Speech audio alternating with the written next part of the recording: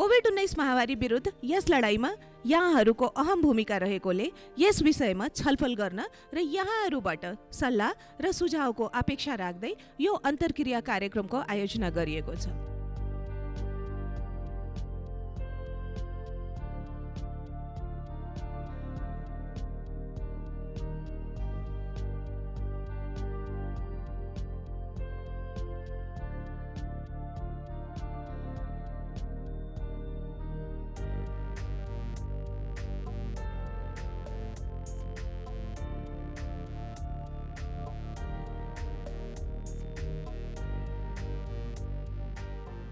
जोखिम सञ्चारको महत्त्वपूर्ण भूमिका हुन्छ। जतिखेर चाहिँ एउटा विज्ञले र आधिकारिक व्यक्तिबाट चाहिँ जो जोखिममा हुनुहुन्छ उहाँहरूलाई चाहिँ तत्काल सूचनाहरू दिएर चाहिँ सही निर्णय लिएर चाहिँ सही कदम चाल्न चाहिँ महत्त्वपूर्ण भूमिका हुन्छ। We are not vaccinating in temples or in other places where a lot of people come. We should advocate to our planners that please vaccinate wherever people come so that you can increase the access of vaccination.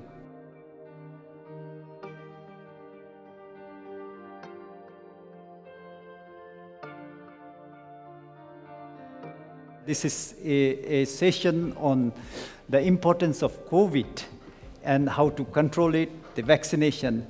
But it is also important to consider that we have another very serious pandemic, a silent pandemic at hand that we have to address together with COVID. मानसिक स्वास्थ्य समस्या समाजमा व्याप्त छ। बाल बच्चाहरूलाई पनि मानसिक स्वास्थ्य समस्याहरू हुन्छ, वयोवृद्धहरूलाई पनि चाहिँ मानसिक स्वास्थ्य समस्याहरू हुन्छ।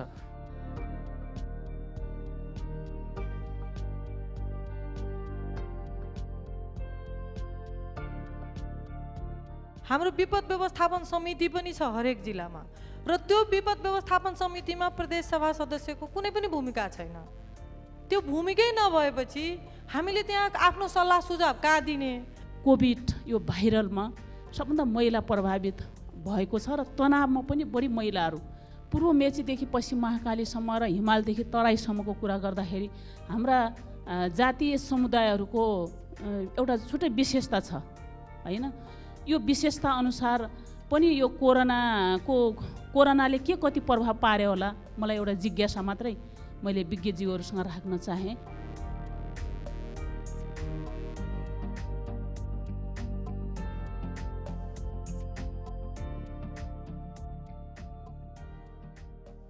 कोभिडको बारेमा आज चाहिँ एकदम वृहत ढङ्गले चाहिँ उसको रोकथामको प्रचार प्रसार गरिएको छ। वास्तवमा मास्क लगाऊ, नियमित हात धुने काम गरौँ, सफाइबाट बचौँ, यो एकदम सफाइमा चाहिँ मतलब जिउलाई राखौँ। टाइफाइडको बारेमा पनि त्यस्तै किसिमले चाहिँ यहाँ आज धेरै रोगको चाहिँ खोपको बारेमा चाहिँ आज प्रचार प्रसार भएको छ, प्रचार प्रसार गरेको छ। त्यसकारण म पुनः फेरि चाहिँ मतलब म यो WHO लाई धन्यवाद दिन चाहन्छु र हाम्रो स्वास्थ्य मन्त्रालयलाई पनि धन्यवाद दिन चाहन्छु।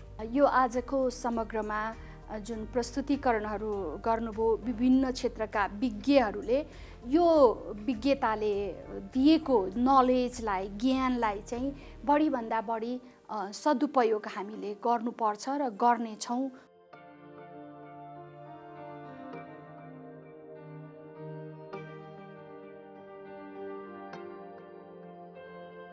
The successful briefing for the speakers, deputy speakers and secretaries of all the 7 parliaments of Nepal ended with a signed declaration of commitment by the participant for the equal distribution of the vaccines. The parliamentary response to the COVID-19 pandemic has exemplified the importance of committed leader as the helm of parliament. We have helped ensure inclusive and democratic solution to an unprecedented global health emergency through exceptional measure, legislation, stimulus packages, and government managed and spending monitoring. My office and our partners at WHO will be happy to help other parliaments launch similar dialogue initiative.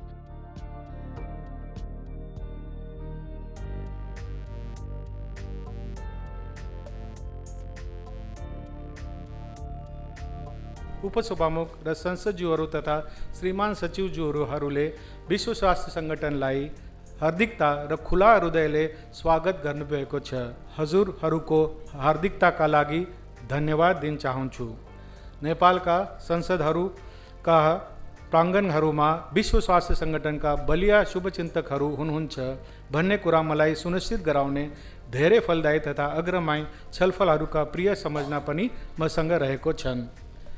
स्वास्थ्यसँग सम्बन्धित विषयहरूमा भविष्यमा पनि तपाईहरूसँग सहभागी हुन् म र मेरो टोली हर्षित हुनेछ भन्ने म हजुरलाई विश्वस्त गराउन चाहन्छु।